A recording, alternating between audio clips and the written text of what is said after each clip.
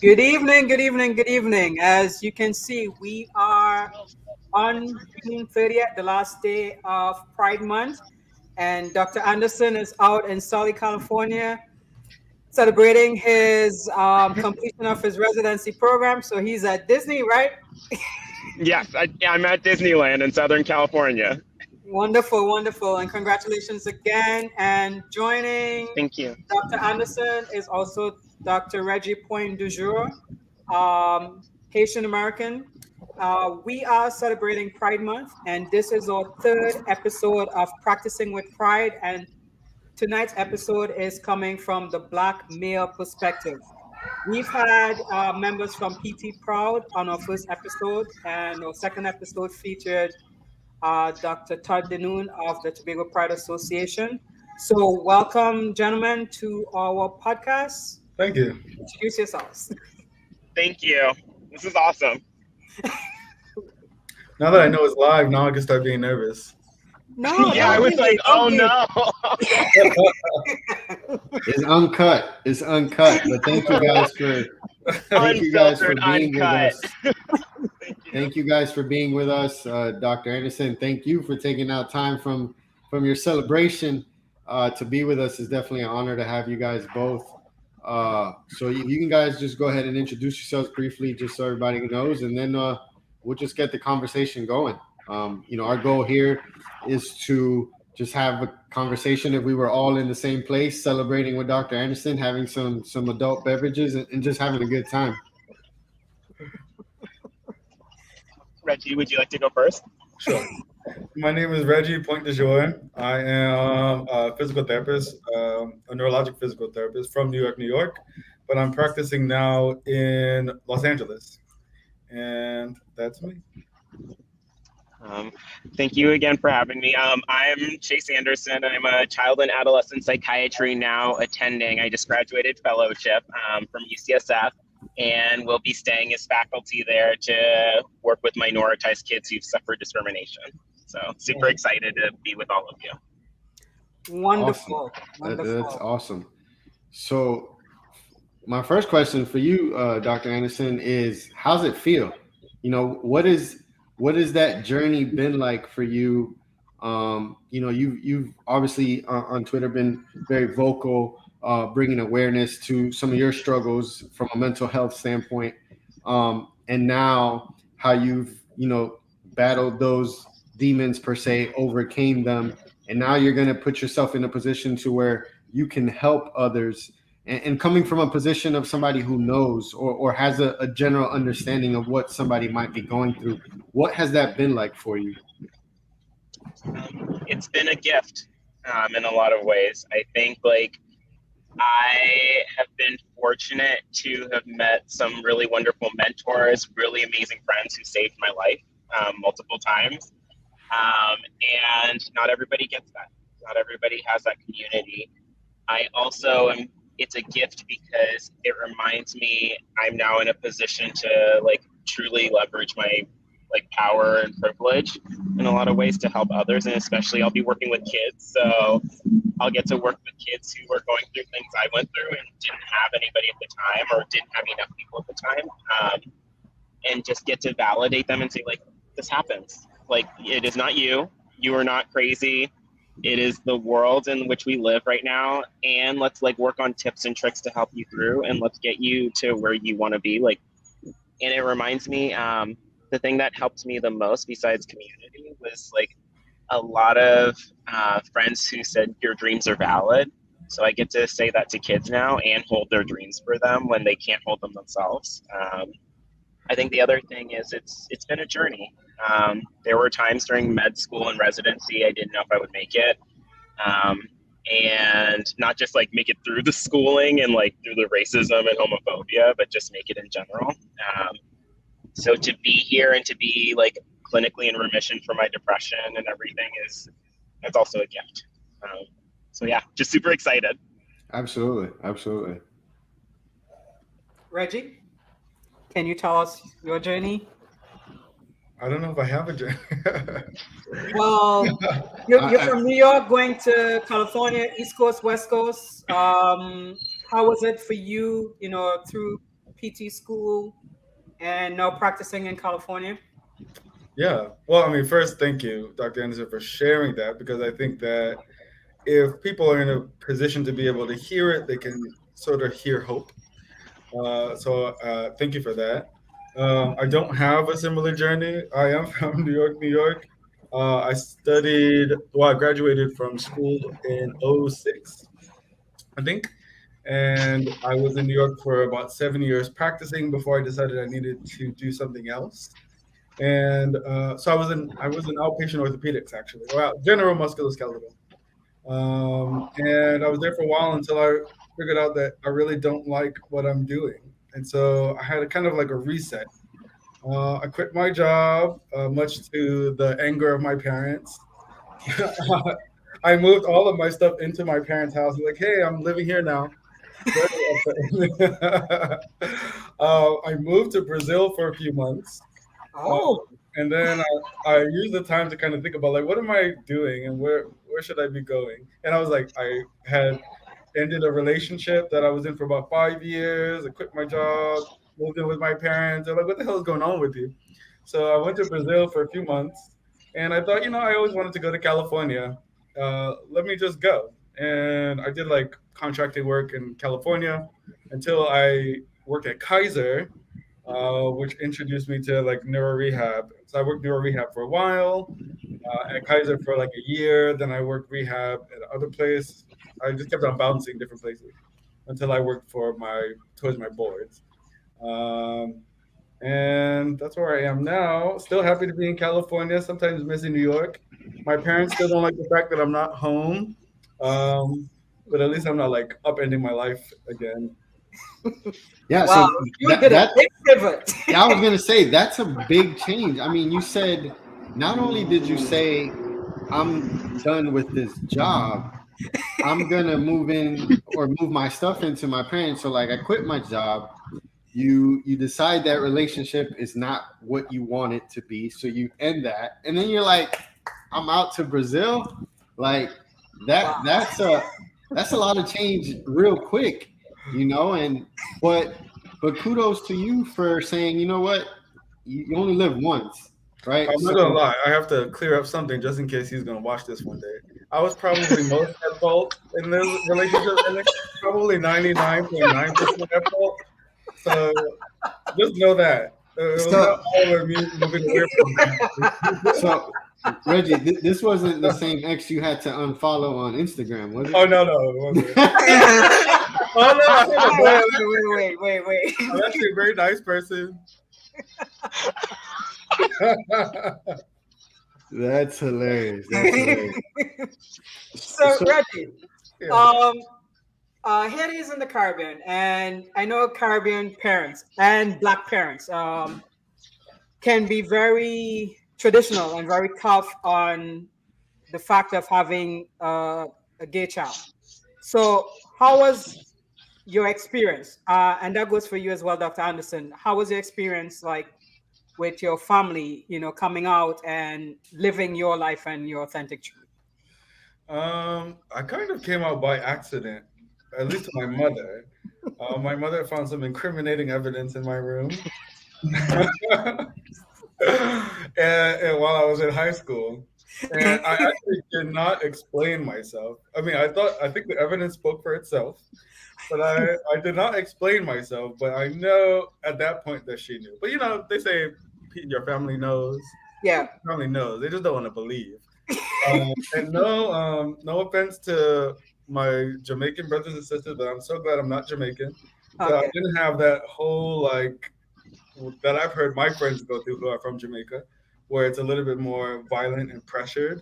Mm-hmm. My family did not react that way. I came out to my father much later. Actually, I brought an ex-boyfriend home for Thanksgiving.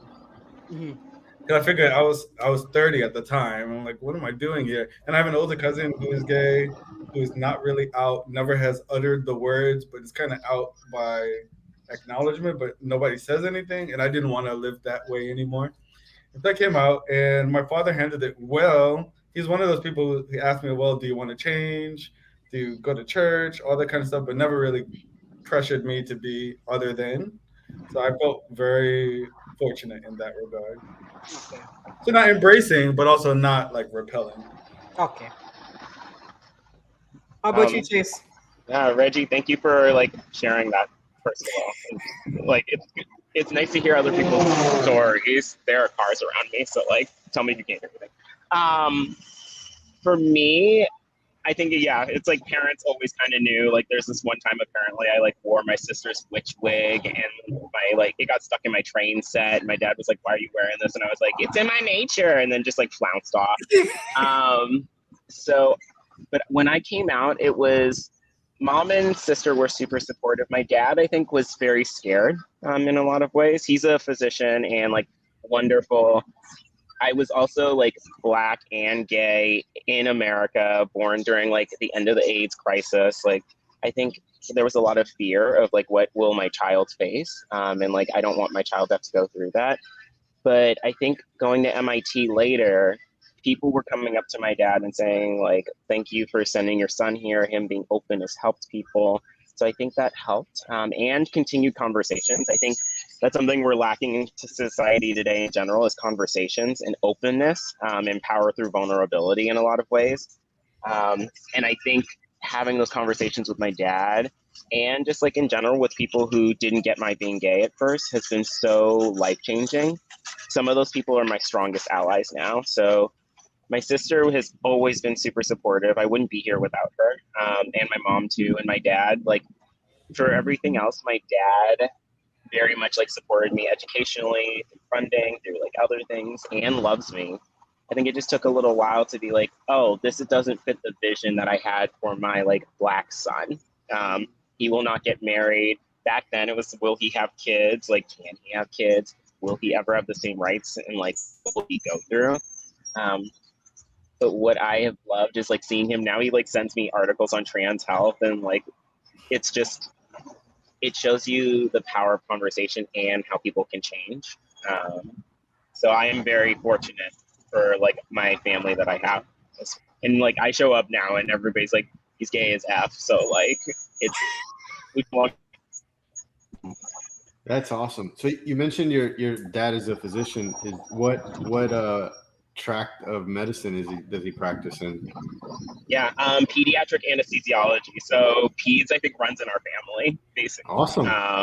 Yeah, Awesome. I think we want to help kids when they're like young, so maybe they don't have to need help when they're older as much. And you made a statement that kind of resonated with me right quick. You know, obviously I'm a father. I have two young boys. And you said something like a vision that your father, his initial vision for you.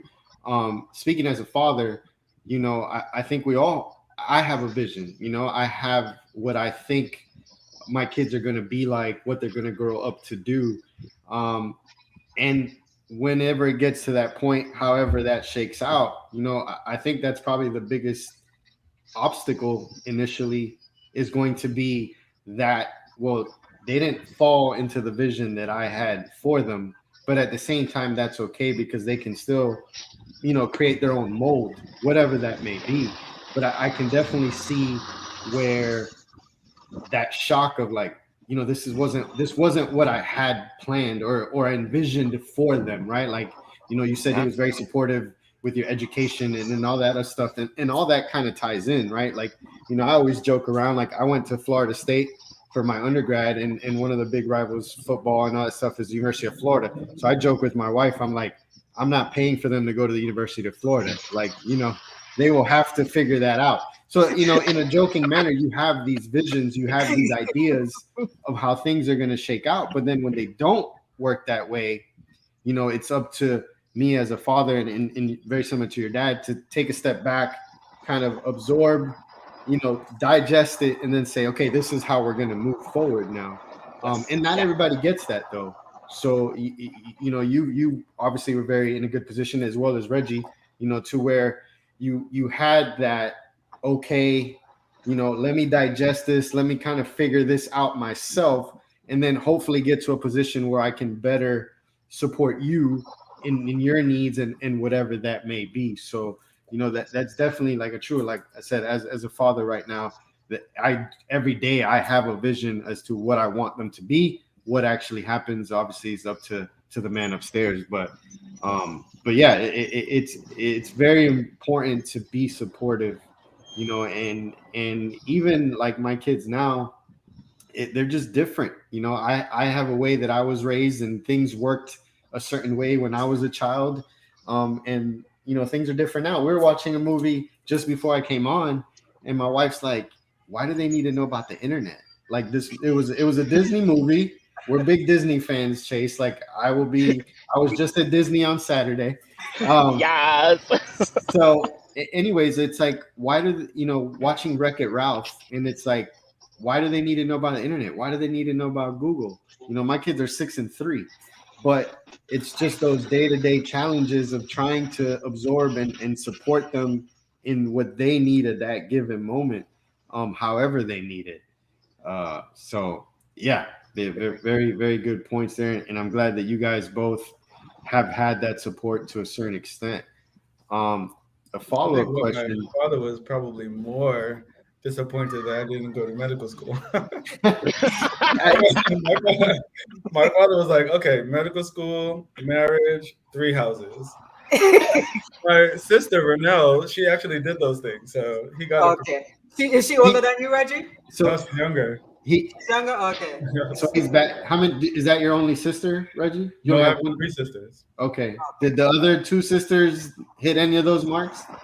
Well, one of my sisters, she went to medical school, she got married, she has 3 houses. That's funny. That's funny. Every once in a while, I ask myself, why didn't I go to medical school? You know, that thought has crossed my mind as well at times. You know, personally, I didn't want to work that hard. You know, it was my biggest thing. Like, and, you know, I have family members, I'm like, man, you should have been a doctor. I'm like, I have no doubt that I have the knowledge and everything to do it. At that time, I just didn't want to work that hard. You know, like our PT program at the University of South Florida, the first year, you're basically in med school because you take all the med school classes and PT classes. So I did my first year of PT school was with med ones, right? So I'm in all their same classes doing everything. I'm like, I didn't sign up for this. Like, if I wanted to do this, I would have gone to med school, right? But yeah, it's definitely a thought. Like Mo and I have talked about, you know, pivoting and having a way to kind of do something different. And sometimes I'm like, man, it could have been medicine, but you know, I love what I do and the ability that I have to help people in ways that impact them on a day-to-day basis. So one thing you guys brought up is the substantiated fears that your parents had, and it's justified because it's already challenging for a Black man in America, much less to add being gay on top of it. The judgment you get from society. Chase, you wrote a piece that you submitted to the medical journal about the bigotry in medicine. And you've been sort of outspoken even during your residency about social issues. And I know that has to be tough. Because most of your colleagues will probably be of a different race than you. And a lot of them may not be as comfortable, you know, mingling and talking, having conversations with a Black man, much less a Black gay man. So how has that experience been for you? And what are things that you've done to make sure that you maintain your sanity and still progress? Yeah, excellent question. I think, how did I get through it? I think the thing I always held in the back of my mind was like, I have this opportunity to speak out about this stuff. It had blowback. It had things that like didn't go well. When I was class president for my med school, I heard things like, you won class president because you're Black and gay. And I was like, no, I won class president because I like gave a speech and made a PowerPoint presentation and nobody else did. But it gets at you. It eats at you a little bit. those little digs that people do about your intelligence, about like overall Black people's intelligence, about gay people's intelligence. But the thing I held to was what I had learned from my friends at MIT. And it's, we all have an opportunity to maybe speak up so other people don't have to as much.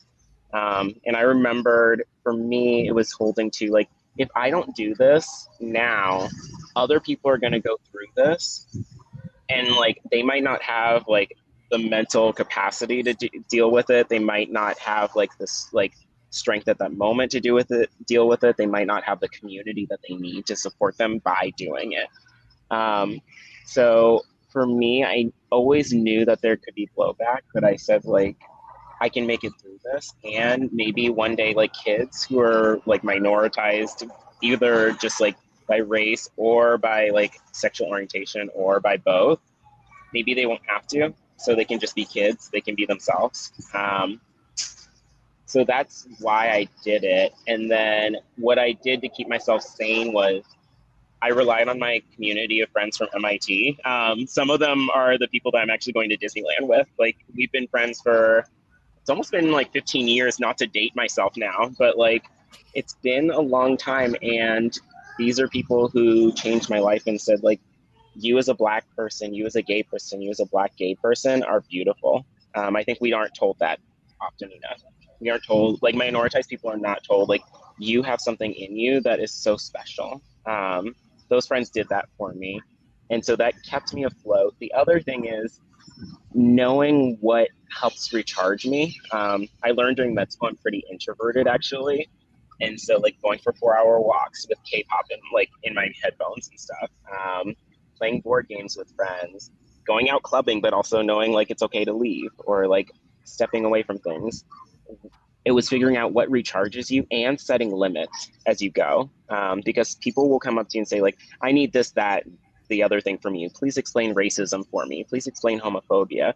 Please explain like why this is like homophobic. And I'm like, girl, I just went through class today and I'm trying to study. I'm tired. So setting those boundaries is really important. And some people don't take well to boundaries, but it's about holding your boundaries so you can still be charged enough to like help other people later on. That's like the broad strokes of things. Happy to answer more, but that's what I think is important to talk about too. Very great tips. Reggie, what has been your experience? And now that you're about to start your business, I recall when I wanted to branch out on my own, one of my very good friends who is an attorney gave me some warning that I already have some strikes against me, being Black, being female, being an immigrant, and plus being gay. So I had more than 3 strikes, and you know they said 3 strikes, you're out. And I was encouraged to sort of have someone else be the face of the company, but I sat back and I thought about it and realized that representation does matter. So there are other people who need to see people like us at the forefront doing things and succeeding. So what has been your experiences? Like any challenges you faced starting a business or practicing in certain settings, being openly Black, gay male? Very openly Black. Well, that's the first thing they see before they know that you're gay, right? You know, I mean, to start from the beginning, I think myself fortunate to have grown up in Brooklyn. Brooklyn is the melting pot of America, I think, and so I grew up with people from all over the world. Not to say that New York is not racist; it's racist in various ways, but nothing that sort of like hit me beside my head. Not to say that when we were growing up, we didn't make fun of each other because of our race, but it was like one of those open game things. Like everybody can get the heat, you know what I mean? And so I didn't really experience, as far as I know, I didn't experience what I felt was racism in New York. But in Los Angeles, that's a different story. But Los Angeles, Tell us. well, I mean, I think Los Angeles is a very liberal county, supposedly, or Los Angeles City is a very liberal city. But there's a lot of undertones of racism that I hear a lot, especially with patients that I work with. sometimes undertones and sometimes overtones. And I think of all the cities I've worked in, Los Angeles is probably the worst. That Surprising. that's interesting. Uh, I would have never thought that. oh yeah, bad. But kind of like flippant things and using like racialized words that we don't say very flippantly as if it was like a regular word. Not only the N word, but other words describing Asian people, for example. I do find like when you speak to somebody from LA, they're very like pro rights and pro. But you talk long enough to them, and then you hear like a little bit, especially the older folks. Um, I would, yeah. I don't know about if being gay has ever been a hindrance to me. I don't always announce it because I'm not always thinking about it. Um, and so if somebody asks me, or if they ask, like every once in a while, somebody will want to know what I did over the weekend. So if I had a date or something like that, I might say it, and they'll be like, "Oh, like what was her name? Oh, his name." Like I would like change it that way, but it's not something that I announce all the time. I think my race is something that's a little bit more forefront, and it's something that I tackle with more often than my sexuality. And I don't want to be canceled because I know that there's a thing about if being black is worse than being gay. There's a whole bunch of like internet conversations about those kind of things. In my life, being black has been more clear to other people when talking to me.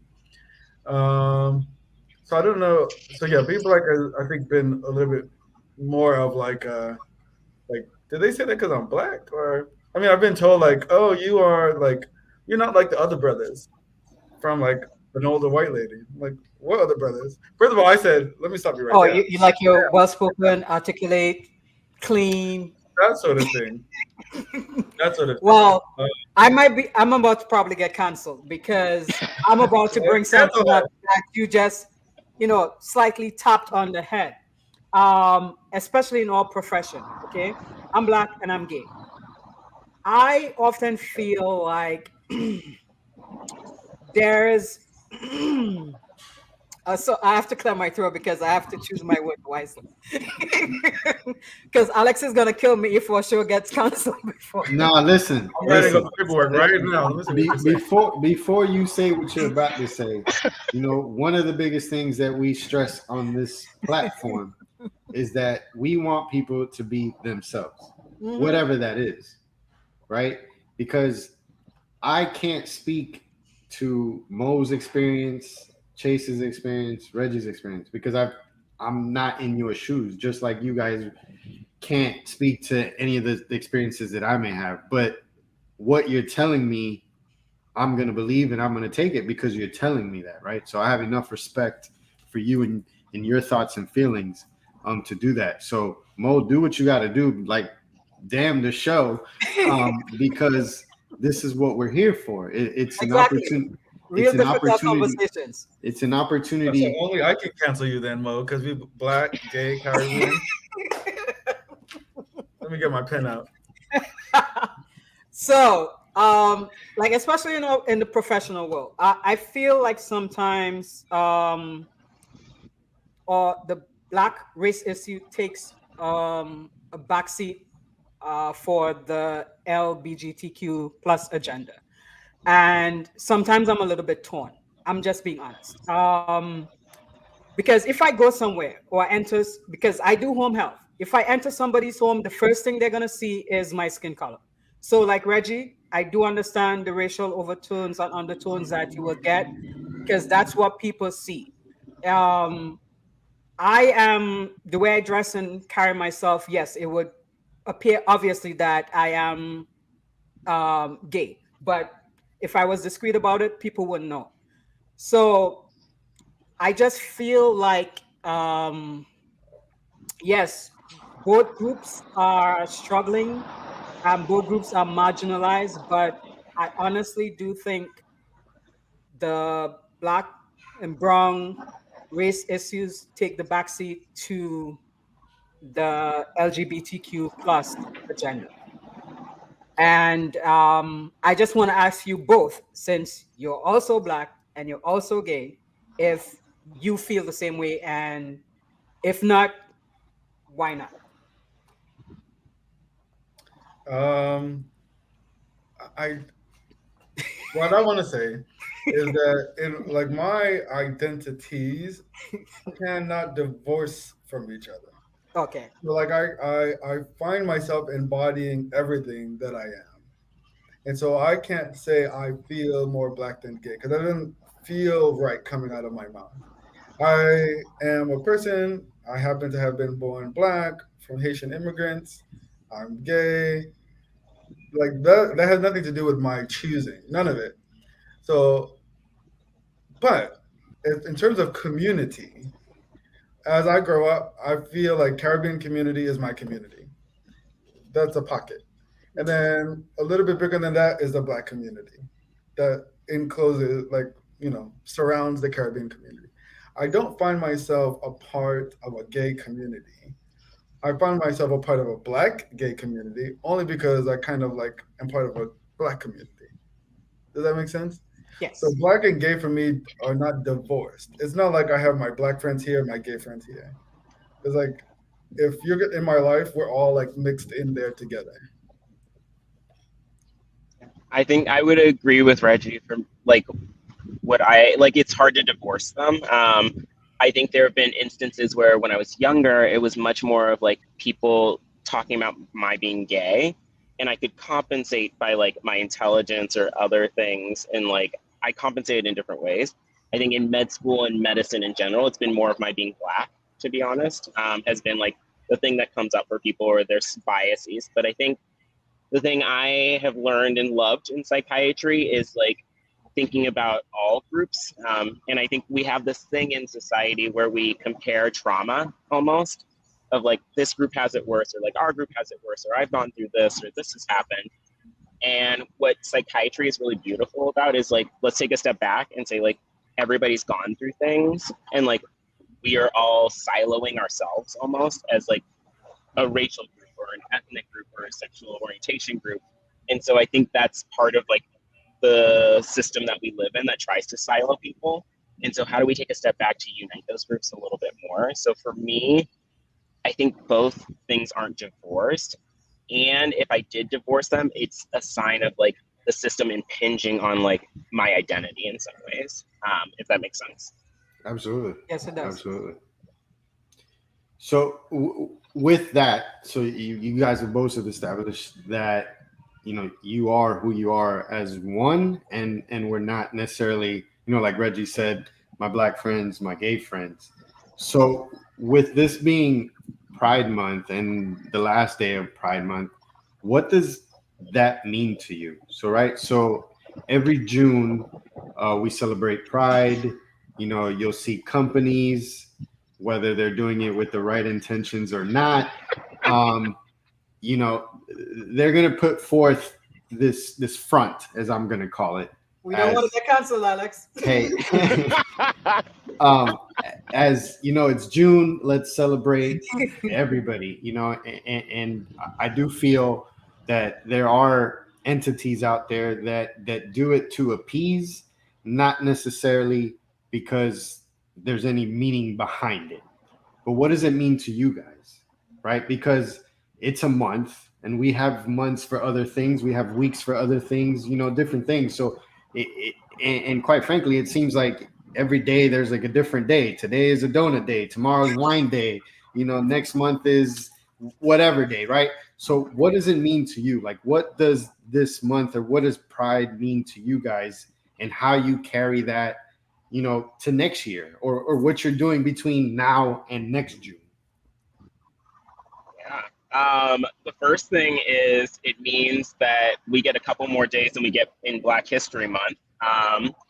And the second thing is I love that you brought up the corporations thing, because I always think like, if this corporation is like just wanting gay dollars basically, or LGBTQ plus dollars, what are they doing on the other months?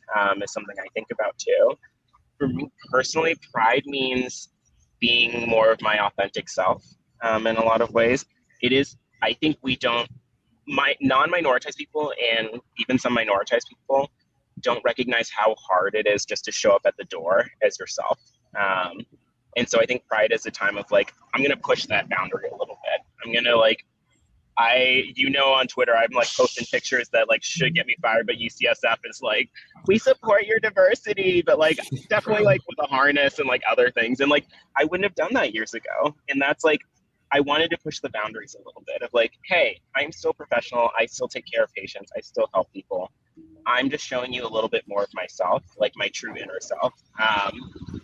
That's what pride is to me. Like, what is your inner shine and how do you let that out a little bit, at least for like a month? It's almost like Halloween where it's like, be yourself and dress up how you want to for that day. But we get a month of it. And so I think every pride is a time to reflect too, of have I become more of my authentic self over the past year? Have I carried some of the values I learned from my community last year into like the year? How do I bring that into my work? How do I bring that into the kids' lives that I work with so they can be themselves? How do I bring that onto Twitter so maybe people can like read some of those tweets and be like, hey, I can push the like boundaries a little bit. That's what pride means to me. And also just like a lot of gay partying and stuff, to be honest. I'm just going to say it. Hey, keep it real, man. Keep it real. You know, no matter how you choose to live your life, like you only get one, right? So live it up. Live it up. Agreed. So, Reggie, what does pride mean to you? I think Chase, you stole all of my answers except the really good and deep ones. Because what I was gonna say was that pride for me is basically a party. Okay,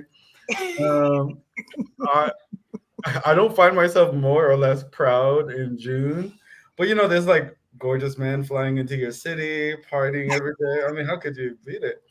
Especially in LA. Especially in LA, yeah. And that is the honest truth. Like I have not reflected, maybe I'll be doing that from now on, but I have not reflected in that way about Pride Month. I do reflect about how I show up for people, how I show up as myself for people.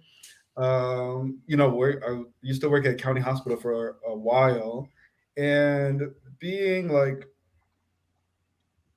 yourself in front of somebody who's transitioning, and they'll know like, oh, I can act like you, maybe even wear a pin, like, oh, okay, that's somebody I can like trust. I don't have to like watch my words. I don't have to like explain my pronouns. And I do think about that a lot, is like showing up as myself can make it a lot easier for somebody I'm taking care of to be themselves, where they can like open up about their life, about things that I might need to know about their habits or whatever. I do think about that in treatments, but in terms of Pride Month, I don't really reflect that way. I think about it in terms of like, you know, what's going on downtown, what's going on at WeHo. Like, so what? Well, you're telling us your priorities, though, but I'm gonna answer. It's not a serious question. Okay, You were good. in Brazil, all right? Were you around the time of Carnival time in Brazil? Oh, Brazil. Yeah, I was. So Brazil, LA, like Rio, in terms of the partying scene and hot guys flying into the city and being there. What's your take? Like, where are the hottest guys? Is that Yeah, what you're asking? Brazil, Rio, or Hands down, Brazil. okay. Hands down. We know why he went there, then, Alex. No, actually, it wasn't. It wasn't the reason. It wasn't the reason. I thought he went there to watch some soccer games. I did not see one soccer game, but it definitely wasn't the reason. I didn't go to Rio though. I was in the north for Carnival. Okay, but it was still very fun. that's good. I think I like Pride in New York a little bit better than LA, and I didn't go to Pride in Brazil, but I just went for Carnival. Okay. So why do you like Pride in New York better? Because it's home. Like, I think the energy is a little bit more raw. I think people are just a little bit more themselves, as far as I remember. Like more dancing instead of just like looking. I think that's the kind of stuff that I like. Yes, you're in San Francisco, right? Yes. Yeah. Okay. So, how's Pride in San Francisco? I absolutely love it. It's just like this whole congregation of people, and like what I love is there's so many different types of party scenes. There's like people who are into leather, people who are into like more art. There's like this one party that's like, it's called Comfort and Joy basically. And they do like neon with like black lights and stuff. And I was like, this is the coolest thing. And like people are wearing like wings and other things. And I was like, this is the homosexual, like fairy forest vibe that I'm like here for. I'm like living, I'm like paint my body. And like, it's so good. And then you go to like some other place and it's like grungy and you're like, yeah, like this is my deep dark side. And so just like, I know as I say that I'm like laughing because I'm like this light unicorn person, but like, it's just, you can do whatever you want. And I think there's people there. So I just like love it. And also Reggie's right. Like, so like your grinder grid during Pride, like updates with all these new people. It's not like the usuals. And you're like, hey, and like, you just pop off with messages because like, they're leaving. So like, whatever, take your shot. So is the party scene really that ramped up though? Or is it like every other, like the rest of the year? Is it, you know, so is it just something specific that is done because it's Pride? So, you know, like you said, we're going to push the limits for the month of June. Or can you find that vibe that you like on a regular basis? I don't know how it is for Reggie, but I feel like at least in San Francisco, it's like I live in the Castro, so it's like pretty gay already. So like there are things like I remember moving there from Boston, and I was like, how are people partying Friday, Saturday, Sunday? Like, what are they doing? Do they have jobs? Like, I was like, You need to go to Trinidad. okay, because I was like, I literally was sitting there and people were like, oh yeah, we have tickets to Friday's party, Saturday's party, Sunday's party. And this was like just during the regular year. And I was like, how are you not dead? Like my body is wrecked. Like, so I think it happens almost all the time. But like, I think during Pride, it like kicks up just like a little bit more. There's like just a little bit more like there, which is really cool to see. So There are definitely a lot more people there. yeah. Yeah. Yep. It's a lot more expensive. Okay, well, pivoting to something a little bit more serious. As Black and brown people, we have to, well, we were told by our parents that you have to work 3 times as hard to get ahead or to succeed. And I've heard other gay persons, individuals say that being Black and gay or being brown and gay, it's you work extra hard because you have something to prove. So personally, for you both, do you feel like that has been the case? I have 2 answers. The first is that like I am the son of my father. Like I was never allowed to compare myself to others. So if I had a 90 and everybody else got a 70, where's my other 10? Like my father didn't care about what everybody else was doing. So I never really competed against other people. I competed against my father asking me, where's my other 10? But I have found in my life that I have tended to be more qualified than most people around me. And I'm trying not to sound like I think I'm the shit, but I found that I've done Do it. Yeah, do it. I found like I've done more work and I've just done more than everybody else around me. And every once in a while I look around and like, why are you in charge?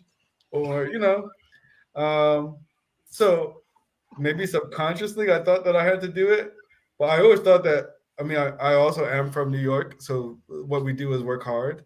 And so I'm used to working hard. I'm used to my father like checking my work. I'm used to competing against myself. So I think I work hard anyway. But I also found like usually me and the person who is not as qualified are usually at the same level. And I wonder, what's that about? Okay. Yeah, I think I completely agree with Reggie about like some of the like how your parents think. I remember, but there was some comparison between me and my sister, not intentionally, but it was like my sister would get an A and she was like 3 years older than me. And then I would get like an A minus and they'd be like, yo, your sister got an A. And I was like, I'm trying. The material's different. Like, so like that did happen a little bit, but like it changed as time went on. I think so. I talk about minority stress, and I really Mo love what you said about like the working twice as hard or working 3 times as hard, because there's actually studies that show like if you are a doubly minoritized individual, it compounds in some ways, like and affects your mental health. So like if you just got hits from one thing, or like being black, that's different sometimes, like not to compare, but like it is different than like if somebody's black and gay, you can get more hits almost, and it can affect your mental health in a compounding way. So that's like always something I think about in the back of my head. And that means like you have to work in a certain way.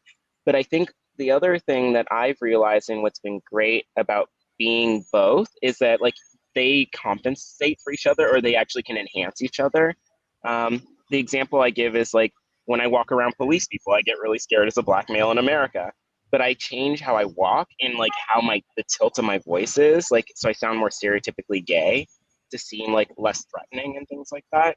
So I think it's a really beautiful mixture of like how do we use both aspects of ourselves to like become almost this other being in some ways. So for me, at the beginning, I saw like being black and gay as like a hindrance when I was younger. But I think as I've gotten older, I'm like, oh, these are like these huge gifts that like really blend well together if you like figure out the way. And I say that with like, I have to recognize like, I say that with privileges. Like I'm privileged as a like male in America. I'm privileged as like other ways. So I think like those things that blend together really well. Good answers. I appreciate that.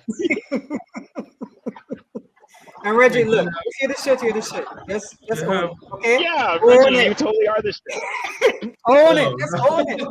I definitely was not trying to sound like him. I was just reflecting on observations.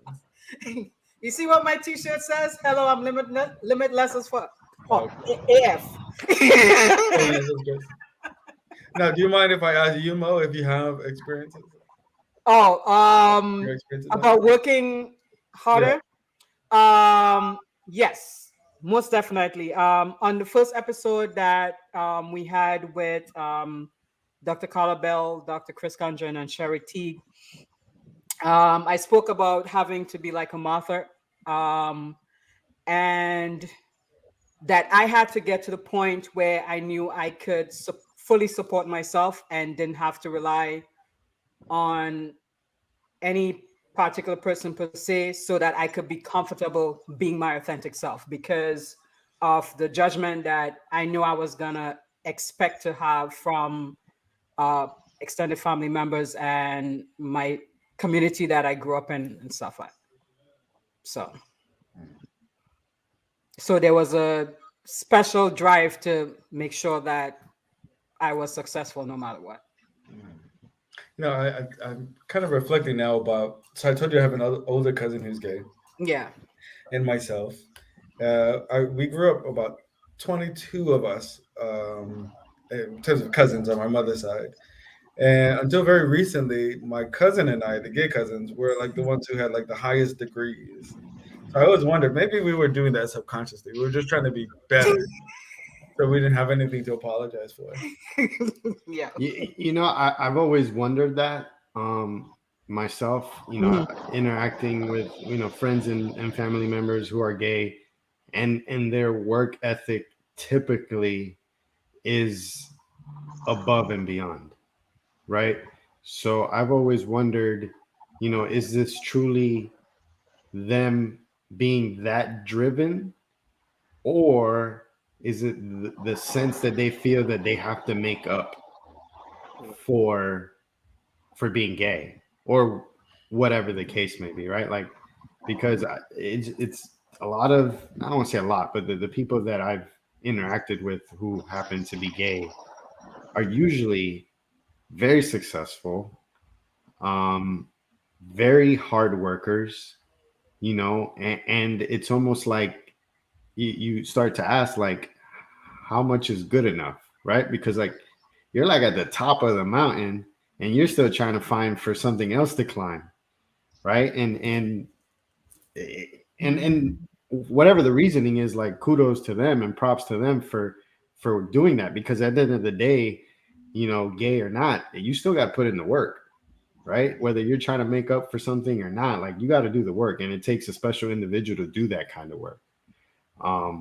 But at the same time, you know, if you're there, you know, like if you got it, flaunt it, basically, you know, because if you're doing the work and you have the accolades to show, then show them. You know, I don't think that, you know, it should be anything to hide just because of what you like and what you look like, right? You know, because I'm a big sports junkie, and Mo and I will go back and forth on it. But, you know, when you talk about sports figures, when they call them the GOAT, is because they've done the work, right? They've done the work. They've put up the stats. They have the accolades to show it. And no, in the sports world, you're never shy to say, you know, this person is the GOAT or that person deserves this, right? Everybody's free to proclaim that. You got people that proclaim themselves the greatest of all time. But it's an attitude that is acceptable in the sports world that I feel like in professional and personal, like, hey, do it. Because if you're not going to cheer for yourself, like who the hell is going to cheer for you? Exactly. That's why I tell Reggie, own it. Yeah, like, you know. So, Chase, do you listen to Drake? Sometimes. I'm much more like K-pop, to be honest. Okay. Because I know Reggie had some opinions on that Drake album. Oh, So the I last was just, album? So, yeah. like I said, the last album is definitely a grower, not a shower. And I thought that it has some really good house music beats. You almost made me spit out my water. I think the production is really good, and some of the songs are decent. I'm not into like listening to Drake try to sing for an album, but I think some of the production is really good. So it's growing on. It is definitely growing. And I checked out, I can't remember the name right now, but you had mentioned an artist for the house music type stuff. So I went and checked it out, and I was like, I like this vibe, you know, like it's Azealia Banks is my yes, there we go. my problematic Azealia Banks. I love her so much. Yeah. I was like, I went to listen to some of that. I'm like, okay, Reggie's onto something here. House music. Oh my gosh. So what Reggie, what's your goal? Or what would you want your legacy per se to be? Oh, I feel like I need some time for that one. Well, while you're thinking, Chase, if you already have one or a goal in mind. Yeah, I think hopefully my legacy overall, like I wish I could kumbaya with everybody. Like, I think you know that from my Twitter. I like want everybody to be friends and like love each other. And like sometimes we're not there yet, but I hope that my legacy is that kids and the people around me and the people I interacted with had a little bit more joy in their lives because of our interactions, had a little bit more safety to be themselves, and were able to dream a little bit brighter and a little bit bigger and leave. I hope that the world is just a little bit better when I leave it than when I first came here. That's my goal whenever I go somewhere, is hopefully leave it a little bit better than when I got there. Okay. Reggie, are you ready? Reggie's gonna be like, party. No, I guess in the broadest sense, it's tough. I think I really have to sit with this. But what I can think about now is that I at least want the people who I communicate with to feel heard and considered. I think that's the broadest way I can think about what I want to do in the world. Well, you both definitely do that on Twitter. Even with the pushback, you don't get defensive or aggressive. Chase, I knew you took a break for a little while because, as you said, you had to take care of you, which is applaudable. I know a lot of people announce that they're taking social media breaks and then they're back on, and I'm like, really? It worked that quickly, but Yeah, you took a while. but I when there's certain things going on, I definitely withdraw for a bit and take a fast from it, because I have started noticing what my triggers are, and I don't want to go down that rabbit hole of being defensive and aggressive and let my temper get the best of me. So I will draw back a bit. And we had Dr. Mika on a couple weeks ago talking about mindfulness. So I've been practicing that more.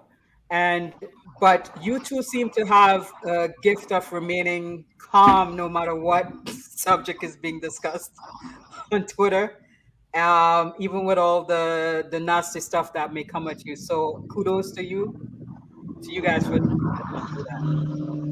Thank I you. mean, I really am here for the drama. Like I live in a cool you that I'm like calm all the time. No, see, Reggie, I'm always ready for a fight. I'm always ready. I don't picked up on Reggie. Reggie is that F around and find out kind of guy. And I like that. I don't think I'm disrespectful. No. But you don't have to see.